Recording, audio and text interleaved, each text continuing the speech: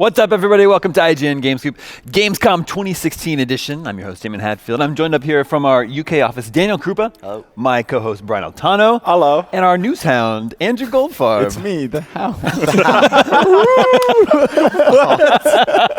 He's delirious. He did the noise. a long week. I mean, yeah, He to be did fair. a howl in the first minute. Yeah.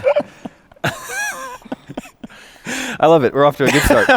We're going to talk about all the big games and announcements of the show this year. We've been here for a week. We've eaten a lot of meat and pretzels. So much meat. Yep. And there's a lot to talk about, a lot to digest. But first of all, what's your overall read on the show this year? The quality of the games on display, the lineup. The quality I think is good. There seem to be fewer of them. Really? And there seem to be fewer. Well, I guess there are good games and there are a lot of games, but there are fewer new things. It's a lot of stuff we saw at E3 that is back because there were no press conferences here this year. So I don't think we're getting that glut of here's 10 new games. They're only games. Like a couple of years ago, Sony used to have a press conference and they announced loads of indie games. Like Rhyme would have a new trailer. All that stuff has disappeared. Nobody had a conference this year. Sony left last year and did Paris Games Week instead. Everyone left this year and just basically brought their showcases of games that are coming out in the next 4 months. I think the running theme with the games industry now is that there are 50 shows a year and each one of them is much smaller as opposed to having 5 or 6 gigantic ones every year. And it's kind of nice, actually. The strategy is it's better to miss than turn up and have nothing. Yeah. You put yourself out there and have a press conference and it's disappointing. That's a big hit. Yeah. Better just to stay away. Yeah. We're also, we're on the sort of the eve of a lot of games coming out in the fall. There's PSVR coming. Nintendo's kind of quiet with what they're working on next. So it's kind of feels like a calm before the storm. There's also a lot of people being like, well, here's our new game. It's out in 2 weeks. I'm like, well, that's not necessarily oh, here's a stunning thing you're going to play in 2017 that we're just revealing for the first time. Yeah. But it's a lot of well, good luck with your game. I guess I'll be playing it myself in a week, so we'll see how that goes. And we know big stuff is coming. We got invited to that Sony event on September 7th, and the rumor is that there will be an X event sometime in September. So I feel like it is a calm before the storm, because I think next month is going to be when we'll see more of those conferences. The Gamescom before the storm, am I right, guys? Whoa. All right, thanks for tuning in this week, everybody.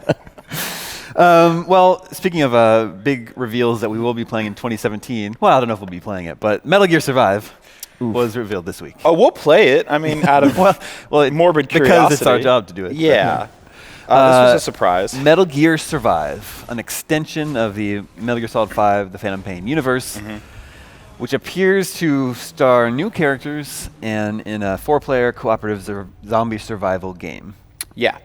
So the immediate read on this was sort of confusion. I was really expecting that gas can to blow up back there. It just never does. It's a missed opportunity. But there's a lot of confusion around this, a lot of anger, a lot of disappointment. But this is a franchise that Konami does own, and they are smart to move away from the traditional characters in the series and try to tell kind of a new story.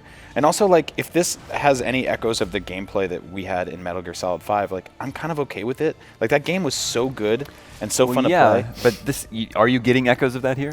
I don't necessarily know yet. If it runs in the same engine and the action feels the same way, but there's just 4 players, then yeah, maybe. From this, it looks more horde mode zombie style, which is totally not what made Phantom Pain good. Yeah. And they've come out and said that it's not a full price game either, which Yeah. again, I think really? which calibrates expectations. Yeah. I'll be honest. The immediate reaction to this was very negative, and I think I'm doing my best to try to stay a little optimistic about it. But it might be stupid fun. Yeah, that explosion was very weak. Spinning arrows. Again, this is not maybe what people expected, because the Metal Gear series is so authored, associated with one person. It's his vision. We knew they were going to continue Metal Gear. Is it better that they've done this, or is it better if they've gone, this is the new Kojima? He's the guy who's going to be doing the story. That equally would have got a negative reaction, because who can replace Kojima? So it's they're kind of damned if they do and damned if they don't. Yeah, but I don't know. This being the first Metal Gear thing that Konami's putting out there post Kojima, I think they could have had a stronger showing, right? To show that we're going to make sure this franchise continues in a strong way, rather than this just seems like a sort of a cheap spin-off. Yeah, I think this is kind of buying them time as they figure out what's next for the franchise. They're sitting there with the Fox engine, which is awesome. And I think they're just trying to figure out what to do next, and it's not another pachinko game. So at least we're doing better than that. But you're not going to get another Kojima-style game from Konami about Metal Gear. Like, he's off doing his own thing. Well, yeah, that's true. We actually have an email here from one of our viewers. Robert Wilcox emailed us at gamescoop@ign.com, just like you can. And he says, I have been a Metal Gear fan since the OG NES days. There was nothing more satisfying than toking up a cigarette. Not sure if that's the right terminology. Before diving in a cardboard box to sneak past a highly trained foe. But a Kojima-less Konami has released a trailer for the next installment of Metal Gear, and I am sad to say, nope. I want to hear your opinions of this trailer, and if you feel the same as I do.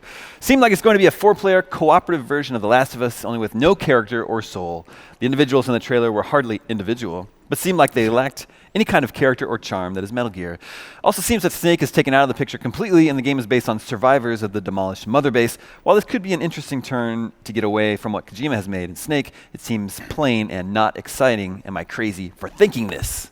No, I mean, if you look at Snake gets on a helicopter and leaves this Bye. game. Good luck Bye, down there. everybody. I mean, if this is like Metal Gear Solid Left 4 Dead, I'm kind of into it. I'm not traditionally like a 4-player multiplayer type of guy. Like, that's why I love Phantom Pain so much, was because it was a single-player game.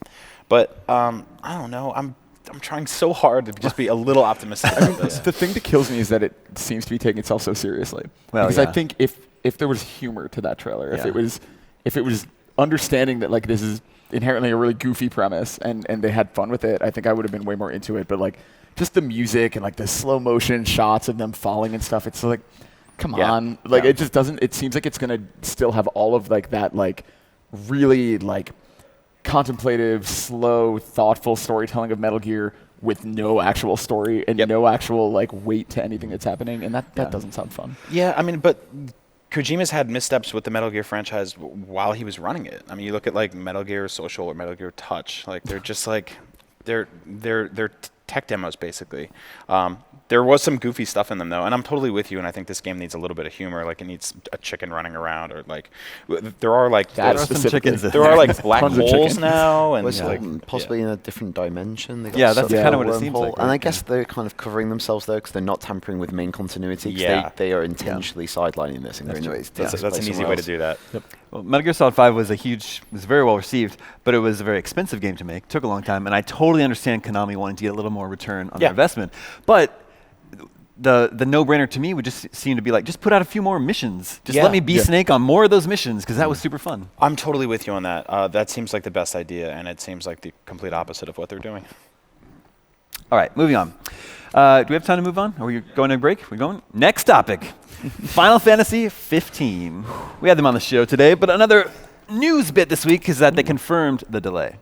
Another email from one of our viewers here comes from Mr. Gamescoop viewer, I guess. I failed to take note of their name. Apologies. This viewer says, it's not out of the ordinary for Square to delay Final Fantasy 15. It's been delayed to, what, November 29th. 29th. Yep. Wow, that's lots of games coming out that day. But I'm completely dumbfounded by Square's decision to release it at the end of November, which is at the heart of the holiday release season. Seems like financial suicide.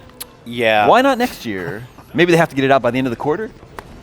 I don't think it's financial suicide necessarily. Well, that's very dramatic. I mean, you're kind of waiting for what's going to be. One game will be, or two games, or multiple games, but one game at least will be this year's, Tomb Raider versus Fallout 4, where there's just a. I feel bad for this monster. It can't get up. I feel really bad for this monster. He just seemed like he was hanging out, and they're like just knocking him out of his belly. There's going to be a couple games that just happen to go head to head with something big and get trampled.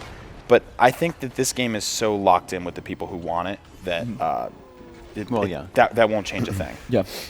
Yeah. I mean, it's interesting because like the pre-orders for this game it seems to be doing really well, and it seems like they're like all the collection editions and stuff have been sold out forever, which sucks. I want one of those toys. Yeah. But yeah, it's that thing where like I feel like after 10 years, 2 months isn't going to make the people who are interested in this game suddenly be like, that's it. I'm done. getting Call of Duty instead. Yeah, Like, exactly. You're saying the same thing. Like, it doesn't matter to the people who are already interested in this game. The whole point of 15 is to appeal to people who aren't interested in It's this true. game. Yes, that's true. So if you put it into a more congested period, possibly that will hurt it. Yeah. Because when I played the first 4 hours of the game, and when you get to the splash screen where you see the logo, It takes 4 hours to see the splash screen? No. It's really a slow burn. When that comes up, it comes up with like this mission statement. It says, a game for fans and first timers alike. Really? So like Interesting. they're really like putting that out there. That's what they want to cater for. We're just at Joe's Barbecue now. I really want to go to this restaurant. This game. I have some of the best looking food in any video game I've ever seen. It's insane. Yeah.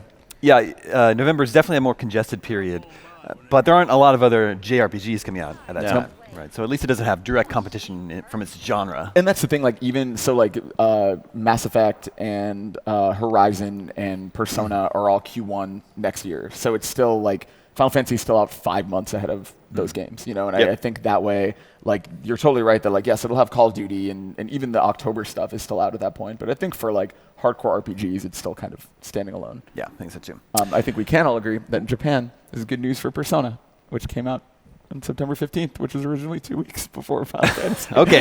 Well, Let's get out of his mind. What about Rise of the Tomb Raider? That's coming to PlayStation 4 Yep. this fall. We had them on the show earlier this week, and they're showing us the new stuff that's been added, and it looks really cool. I'm really into it. I think it's really cool that PlayStation gamers get to play this game for the first time. Are you going to play it again, Damon? I am totally going to play it again. I was thinking the same thing. Because I'm going to play the whole thing as the classic skin. Yeah, classic original Lara Croft skin so funny. from 1996. Yeah, we were saying during our live show segment with Rich Briggs, who's one of the producers on the game, that I think if you haven't played this game yet, you should play it from start to finish. Yeah. But if you have played it, going back and playing with that classic skin is going to result in a lot of ridiculous and really funny moments. I mean, especially when she's got these very heartfelt survival elements, and she's getting through like this mountaintop, and there's wolves everywhere, and she's just like a 16 polygon woman. Yeah. Like it's so great. I love that. Yeah, they really. Marty and I went to Crystal Dynamics last month to talk to them about this, and they are so serious about it. Like, I think it's really like I've never seen somebody put like this much into a port like that. Could have easily just been the exact thing, and it still would have been fine. They're actually, to their credit, they're going hard on celebrating Tomb Raider's 20th anniversary. Yep.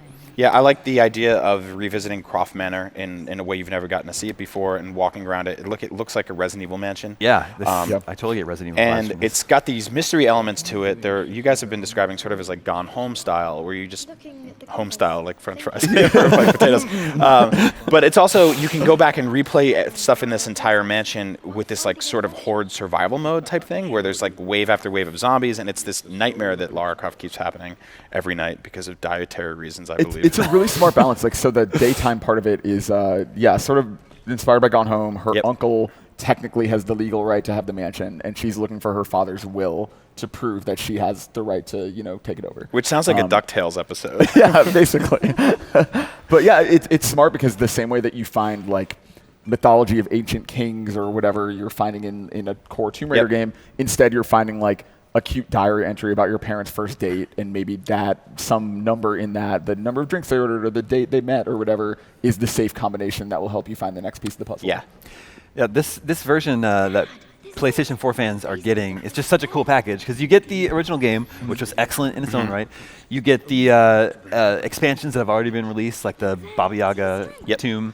You get the endurance mode, which is added afterwards, which is like a hardcore survival mode. And a co-op version of it. Which is cool. You get a co-op version of that. Yep. You get these 2 extra new game modes where you explore the manor, and then Lara's Nightmare. What's the first one called? Blood Ties. Blood Ties, yeah. And there's a VR element as well. Yeah. So Lara's Nightmare is like the zombie shooting one, and then Blood Ties is what we're just talking about. But then you can also play Blood Ties in VR. Which is what we're looking at. In its entirety, Yeah. And then you also get the skins, these added fun new skins. The original Lara is one of only 5 skins, I think, that they have in the game. So it's this awesome package of a game for a really, really And it's cool, too, that if you bought it on Xbox, you can just buy all that extra. Yeah, this stuff is also available. If you had the season pass on Xbox, it's just all free. Get it. And I've been saying this a lot, but if you're a PlayStation guy or girl and you got really into Uncharted 4 and you're like, well, I'm good, I got that out of my system, I don't need another game like that. This game is so different than that game. It's really much more open. It's got RPG elements. It's such a great package. So definitely don't sleep on that. Yeah. Yep. We have lots more games to talk about, but we got to take a quick break. So stay tuned. We'll be right back after this. Oh, hello there. Welcome back to Game Scoop at Gamescom 2016. Earlier in the show, Brian, you were mentioning how it's sometimes weird. We have all these demos on our live show. Sometimes it's a game that's coming out very soon. Yeah. A game like Deus Ex Mankind Divided, which you got to see on the show, but it's coming out on Tuesday in just a few days. Yeah, I think reviews should be up almost any minute now, so we'll all know how this one fared. I'm excited for it because it seems like it's telling a brand new story and also a continuation of a story, and if you're kind of hazy on where this franchise has been before, this is a really cool time to jump in. Yeah. It just like they built this really cool like futuristic Blade Runner world with kind of like augmented people attacking you, and there's so much customization options when it comes to stealth and combat, even right down to your gun on the fly. You can sort of like outfit it in 17 different loadouts. Like there's just a lot of cool little details to pick apart here. Yeah. What were they showing you on the show earlier this week? Showing you on the show. Show me the show. Just a lot of this sort of different combat options and just what it's like to get through the world. They showed us this kind of weird, almost like underground city that was dilapidated and full of tarps and robot parts, and I'm like, this whole thing. It just looks like gross and stinky, and it's fun. It's great. Good time for the whole family. Stinky and fun. It's the IGN box quote. Yep. Krupa, are you gonna play Deus Ex? Yeah, I played some of the last one and dropped out after a few hours because it's kind of slightly overwhelming. Because I don't have no history with Deus Ex. I didn't play the original. Well, yeah. And I think like what you're saying, they're going for that with this new game. They know that people might not have been like steeped in the lore, so they're trying to make it accessible. But yeah, I think I love the look and the design of it, and the music in the last game was like some of the best music I've ever heard. The music's awesome. The art direction's really good. I think in this game they said it starts off with this optional cinematic where you can pretty much catch up on everything that's ever happened before, which I think is immensely important because, like you said, it's a very tangled web back there. Did they talk to you about the extra mode outside of the main story, where as I understand it, you're like a computer program, and you still have all this main powers, but it's more like challenge. Yeah, that sounds insane. Yeah. I'm really into that. It's a sort of like arcade VR mission type things. Yeah, it seems really it's cool. Yeah, the whole world is awesome. Like it's just, I mean, that's a bold statement to say. The whole world is awesome. But no, in this game, that's a really great attitude to have. It's Optimism. covered in tarps. Yep, it's awesome. Yeah, I think there's a lot of cool ideas here. It's really gorgeous. To see this, I don't know. We're at this point now where you can make a game look futuristic and dystopian, and also run down at the same time. It's not like sort of one or the other. This is going to be a cool game. So and it's out in a few days. Brian, you also got an update on South Park. What's the subtitle on that one? The Fractured Butthole. Yeah. Yeah, I will never get sick of saying that. They came on our show the other day, and they told us about a new gameplay. It's so hard to do this. A new gameplay mechanic where the left and right triggers actually control your butt cheeks, and you can fart and shape your poops. I wish games would say we have that in so many games now. I know, it's like becoming trite, I think. People are always like, you should take video games more seriously, and I'm like, I don't think we should. I think we should do it just the way we're doing it now. But Matt and Trey are heavily involved in this. I think the fact that the last one had such a rocky development cycle and turned out so awesome is really good news for this one, because they got to basically just jump in, build a new sequel, build a brand new game. As you can see, there's a lot more verticality to it. There's like platforming elements now. Those are all fart controlled, by the way. All of those hops are fart controlled. Yes. I don't know if you need to like eat enough like high fiber foods to get up there. Yeah. Not sure how that's going to play out. But all in all, they've sort of justified the genre switch by saying little kids will be playing like with swords 1 hour, and then the next hour they're like playing Star Wars. You know, so these kids were all like thinking they were Lord of the Rings characters last time, and now they're going for superheroes. So it's like their new fad, new craze. Like at Gamescom, they have behind closed doors the Nozulus Rift. Yes. Yeah, I heard about that. I haven't played it. I don't want to play it. But my colleague, our colleague Gav, played it, and he said it is genuinely disgusting. Yeah. He said it was not authentic, but was gross. Authentic, okay. Yeah, so it's basically a fart mask that farts in your nose while you play the game. Or your mouth, wherever you want those farts to go. It's your choice. But there's been a lot of like not so great superhero movies this year, and even the great ones are worth lampooning. So I think it's really awesome that South Park is basically doing a 10-hour-long episode of South Park that's completely playable, where they're just making fun of superhero stuff. Yeah. Yeah, people love the first game. One of the few minor gripes was with the combat, I think, in the first one, but I think they're addressing that this time around. I'm curious to see the combat, because I haven't gotten to play this yet, but looking at it, it seems to be that very like tactical, it still is, like the grid-based combat, which is very, like, that's a huge departure from sort of the turn-based stuff in the first game. Yep. So I'm excited to play it. Yeah. We had Gears of War 4 on the show earlier this week, and this game's looking really good. I'm not even a really big Gears of War fan. I've played the first two, but haven't played one since. But I really like what they're doing with the campaign this time around. It's the sort of like, it all takes place on a dark and stormy night. Right. You've got a new enemy, new characters to get to know. And it's also super beautiful. Yeah, the game looks so good. Yeah. Yeah, I'm really excited for this. I haven't really gotten super into a Gears game since probably 2. And then 3, I played a lot of the co-op stuff and probably had the most fun with it, but I don't think I really cared about the story. But this seems like a really smart way to kind of refresh the series. Yeah, I remember like for this was sort of the definitive cover-based third-person shooter, and then for like 10 years, every other game was like that. So it's kind of cool to see this like Return of the King here. I want to see what new stuff it does, what new ideas there are. When we first heard about this game, apparently it takes place in like a single night. Yeah. And there's like a lot of survival horror elements almost. I'm kind And of I like into these that. robot guys. The like, as robot opposed to thing's just interesting, because that's the new faction in the game. Yeah. They're called the DB, and Yeah. what's cool about them, like they were designed to protect humanity as they were like trying to like grow their numbers once again. Yeah. But it's kind of strange because like, the thing I like Gears is really famous for, as well as cover-based shooting, is like the gore. Yeah. But obviously, if you're kind of like chainsawing a robot, you don't get that same kind of visceral satisfaction of, but you get like oil spilling on you. Yeah. Yeah, it's like watching the Ninja Turtles cartoon where they're just slicing up the foot soldiers. Or G.I. Joe. Or G.I. Joe, yeah, where no one ever gets hurt. Yeah, it's really cool. I'm into this, and I'm just like you, Damon. I played the first 2. I think I played like a little bit of the third one and was just kind of fatigued by then. And of course, there was Judgment as well. Yeah, that's right. Oh, yeah. Which I literally forgot about. until Yeah, you I said it. totally Yeah. did. But I'm down for this one. Yeah, looks good. And then there's also Prey, which we Yeah. had early on the show this week. That's looking really, really good. They showed what they had shown at QuakeCon, and it sort of kept behind closed doors. They showed that to everyone here at the show, and then they had a little extra gameplay too. So I think we're finally starting to get an idea of what this game is. Right. It seems very much like Dishonored It and is Bioshock. in a new setting. Like that's Arcane's entire thing. We're going to give you a bunch of toys and a world, and you explore the possibilities. And when this was first announced at E3, well, re-announced, I thought it looked like really serious, like Talos 1, and the trailer made it look very serious, like it's like horror elements. When I watched the presentation behind closed doors at Gamescom, it just looked fun. Like one of the powers that you can learn from the aliens is you can mimic objects in the world. So you can turn yourself into a coffee cup.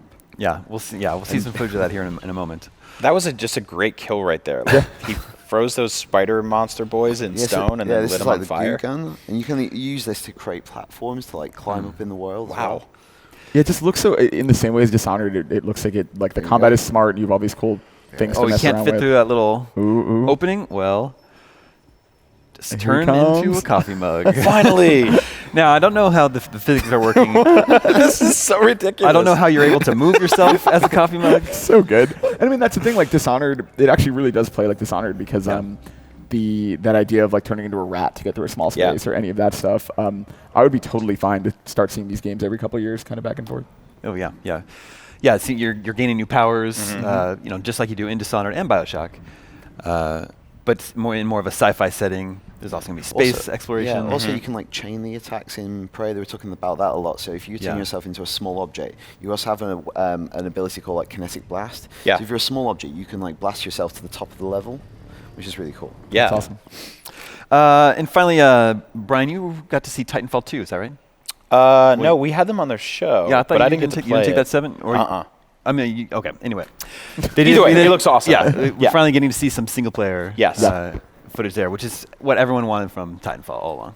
Yeah, Yeah. and just the world you're in. And we were talking about this a little bit on Beyond, but it's just like the world you're in, as you see here. Like you wouldn't think of Titanfall when you first see this. Like, Yeah, this does not look like a Titanfall game, or what we all thought a Yeah. Titanfall game looks like. And you're you know? fighting like you're equal parts fighting other robots, but also fighting. There's like these creatures and there's like inhabitants of the planet, which looks very cool and very different. Yeah, I really want to play this game. I love the new single player stuff that they're putting in. The fact that they're basically saying we're going to flesh out this world and give a backstory to everything, show you the planet where a lot of this stuff was happening. I mean, they've created an entire new planet here, like full of lore and backstories for everybody. I like that. It's kind of the like Star Wars extended universe stuff where I'm like, I get why I'm into this. Like I can play a fighter squadron mission, but also like show me the planet where this all came from. And this is super cool. Krupa, what's your read on this?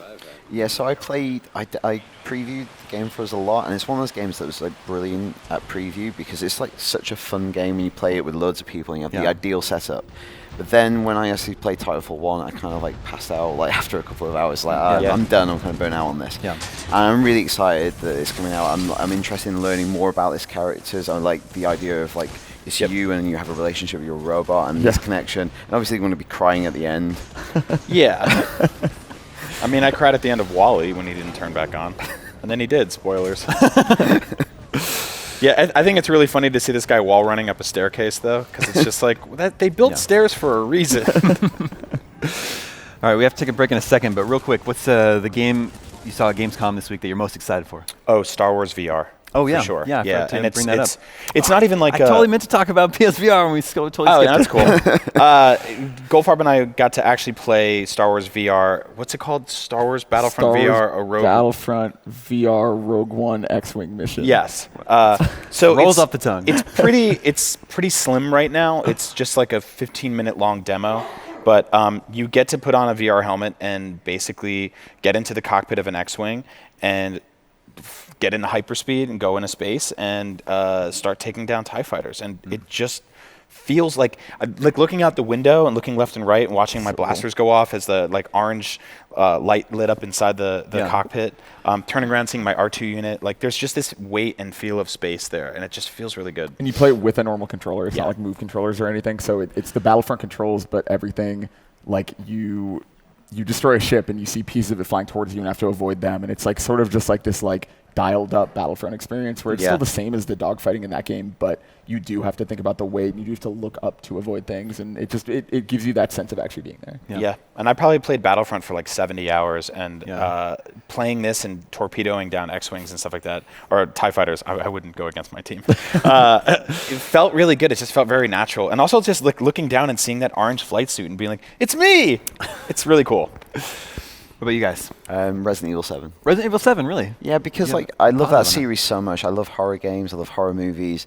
And I think it's really interesting. That game's out at the end of January. Yeah. We still actually haven't seen the main game. Even the demo that's here at Gamescom is a side mission. It's another found footage tape that you can play. So we don't even know the main character. We don't really know what the gameplay's like in the core game. So I kind of think that's really interesting right now. At some point, they do need to put that information out there to get people interested. But right now, I'm okay not knowing, because I think it does ruin horror games if you know too much. I think so. You and I were talking a little bit yesterday about how it's kind of like a way cooler version of that movie VHS. Yeah. Where you're in a house, there's one setting, and then there's tapes everywhere, and each one of them gives you a different angle on the story, and then you actually go and relive those sections. Yeah, so I got a bit more of an idea of the structure of the game. I think you find these tapes, and you see obviously the demise of that person. So that person inevitably dies. So you learn about a section of the mansion that you haven't yet got to by finding their tape. And I think that's going to factor into the puzzles a little bit. You learn from that person what to do in this scenario, or maybe what not to do because they died. That's really interesting. Yeah, I'm excited to see. I mean, it is called Resident Evil 7. It's not a full reboot. Yeah, I'm so curious to see where that's going. I left my point, and we got a fact sheet, and the fact sheet does after the events of Resident Evil 6. Yeah. Wow. It says that on it. So, yeah, we had them on the show. We did a quick interview, and I'm like, well, why is this even numbered 7? Does this tie back to the original story? And they're like, yes, you will find out how. So I don't know if they'll just be a weird Albert Wesker scrapbook somewhere in the house. Andrew, real quick, game you're most excited for? It's called The Sexy Brutale. It's a super complicated, hard to explain thing, but it's real quick. Co-development by Tequila Works, which is the guys who made Rhyme, which was revealed here a couple of years ago, and then a studio called Cavalier, made up of some ex-Lionhead guys. And kind of the short pitch of it is that it's a Groundhog Day style loop where you're in a mansion at a party and a bunch of people are getting killed. Okay, there are some notably anticipated games that are not here. What about Mass Effect Andromeda? Yeah, I'm surprised they haven't shown more because E3 was such a little tease. It's not like we got a ton. Yeah.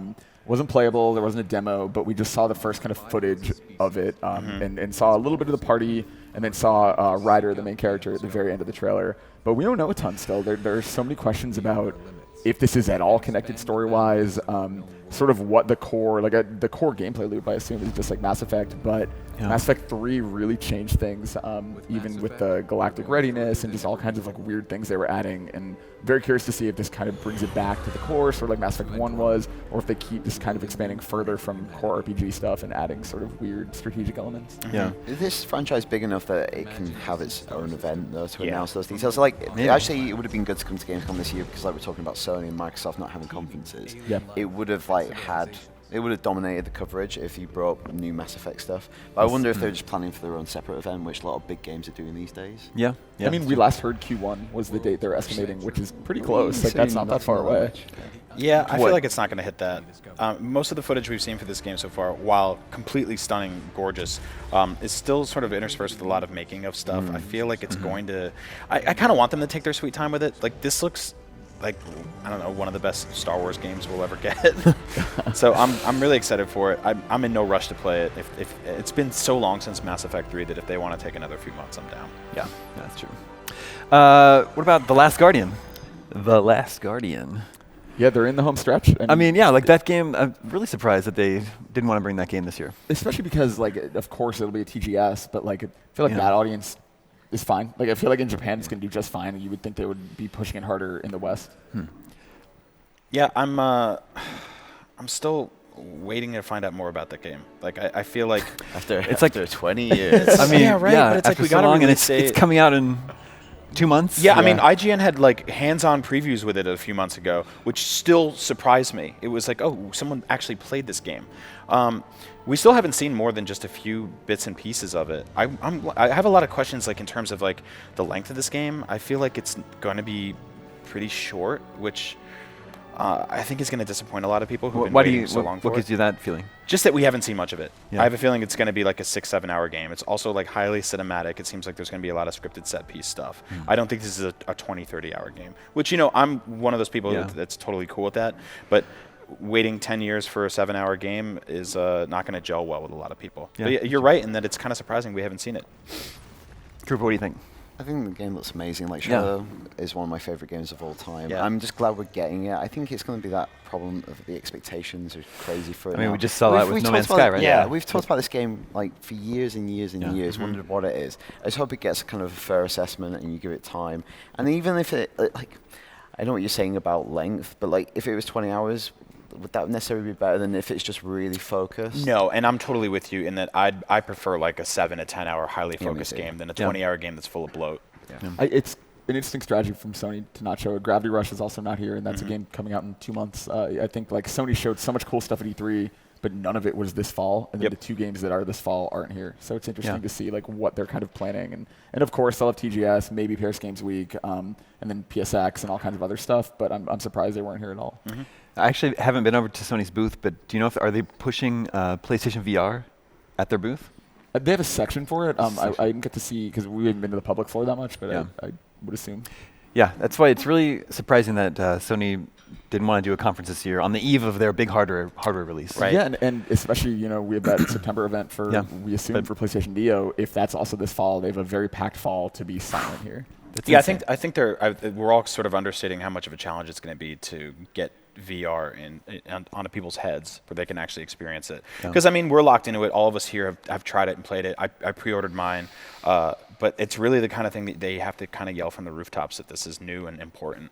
Yeah. Weren't you saying, was it the Battlefront VR experience convinced you to keep your PSVR pre-order? Yeah, so I've been on the fence with that, and it's weird because the last time I was on the fence about something I was about to pick up was the Xbox One at launch, which like ultimately I'm kind of glad I did because of a few exclusives a year, but I kind of lean more towards my PS4 this generation. But I pre-ordered it, and then I canceled the pre-order, and then I re-pre-ordered it again on Amazon, and I'm like, all right, I'm keeping this one, I'm not going anywhere. And then recently I've just been getting cold feet about it, and I'm like, I don't know if I need that, like, it's just going to be a lot of short experiences. And then I played Star Wars Battlefront VR, and I'm like, I need this thing. I need people to come over and put this thing on their head and let them go to space. Yeah. All right, well, Square Enix brought a lot of games to Gamescom. Final Fantasy 15, World of Final Fantasy, Deus Ex, Rise of the Tomb Raider. But a game of theirs that remains missing is Kingdom Hearts 3. Yeah, we haven't seen it. God, it's been a while. I guess I don't even remember. Maybe it was last PSX was the last time we saw something. Yeah, it feels like it. And it might have even been before that. But yeah, there wasn't an E3 at all. Yeah. And we've gotten a few, I guess D23 last year is when they confirmed Big Hero 6. And I think they've been pretty quiet since then. And yeah, you assume they're focusing on 15, and then right after we'll get more on this. But it is a weird thing where, like, is this even next year? Like, could this be later at this point? Yeah. Nomura was directing both 15 and Kingdom Hearts 3, and then he moved solely onto Kingdom Hearts 3, and Tabata took over 15. So it'll be really interesting to see sort of what they've been working on in this sort of year of silence. I mean, have they even said yet, like, this is a 2017 game? I don't think so.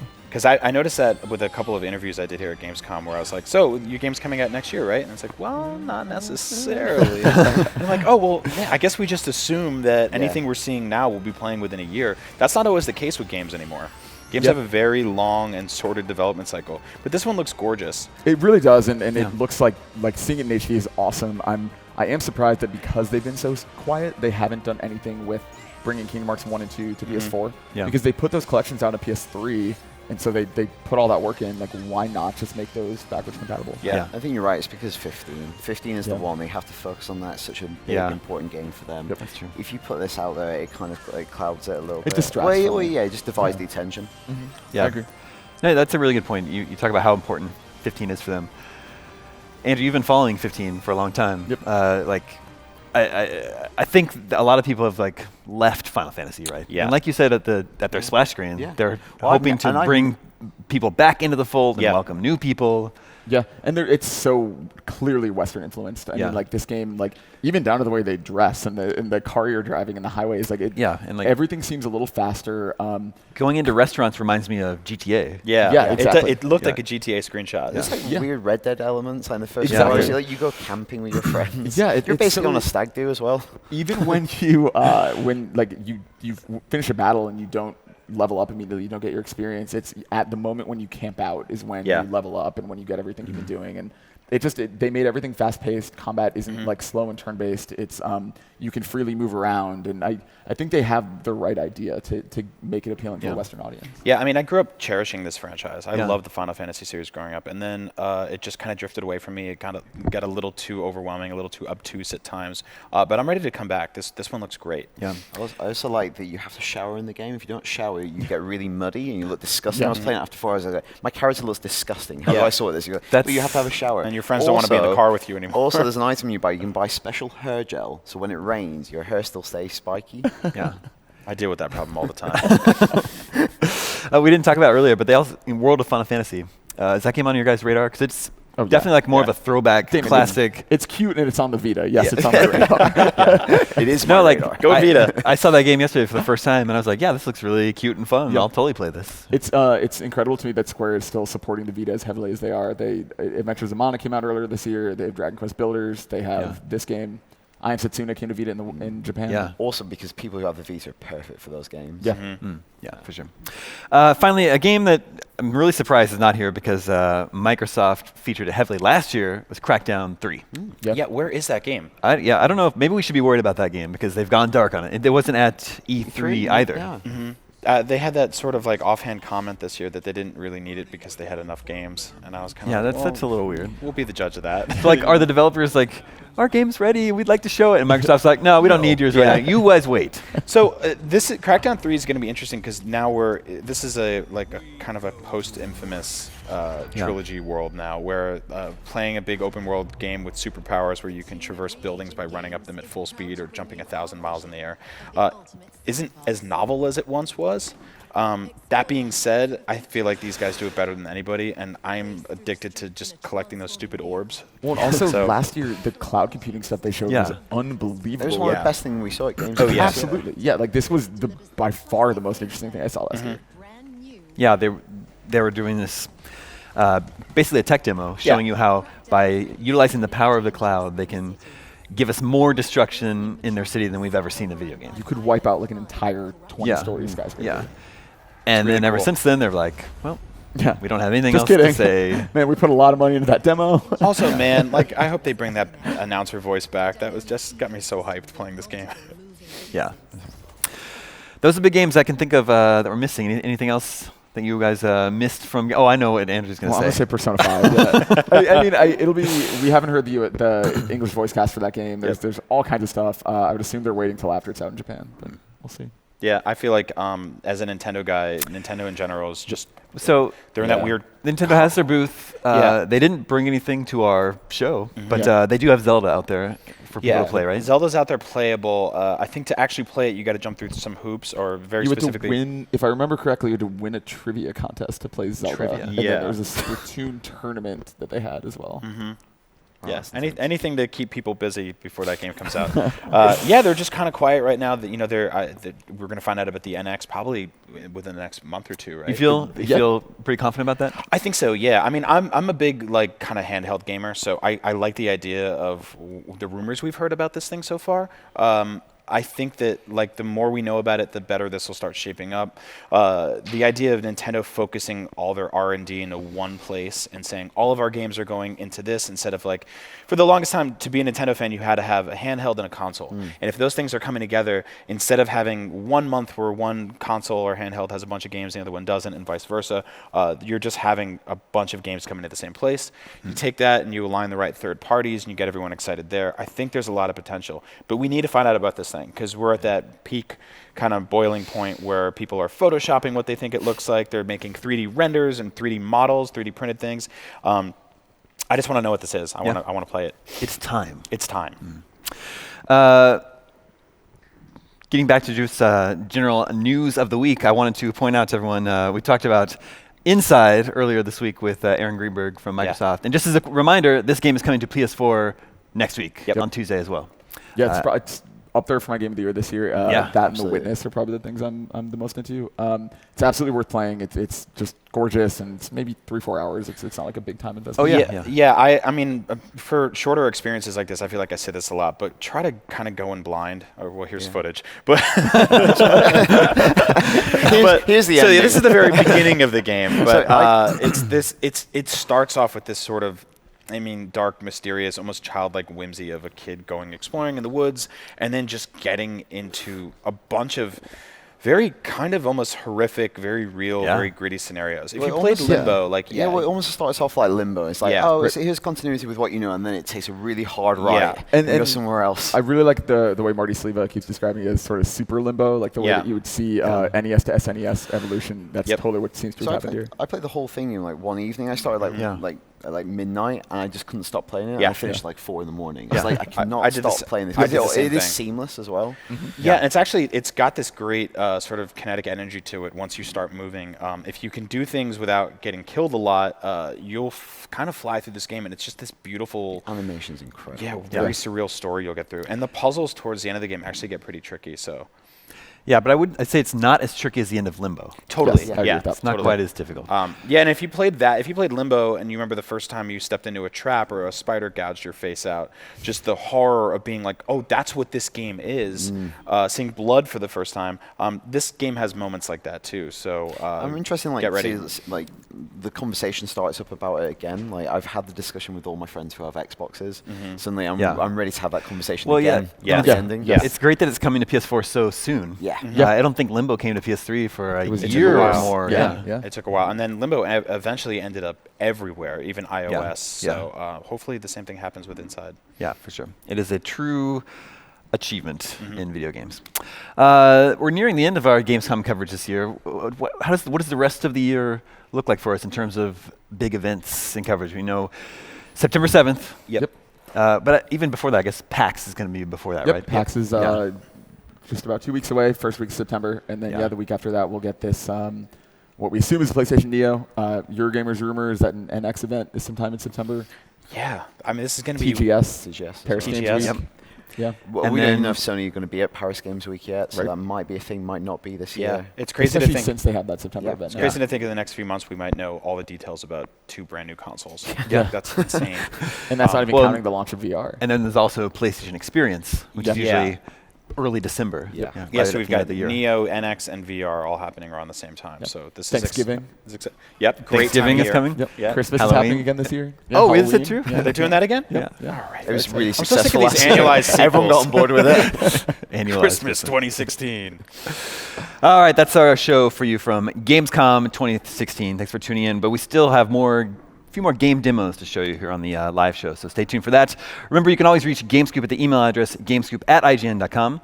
My name is Damon. Thank you, Daniel. Thank you, Brian. Thank you, Andrew. This is IGN GameScoop.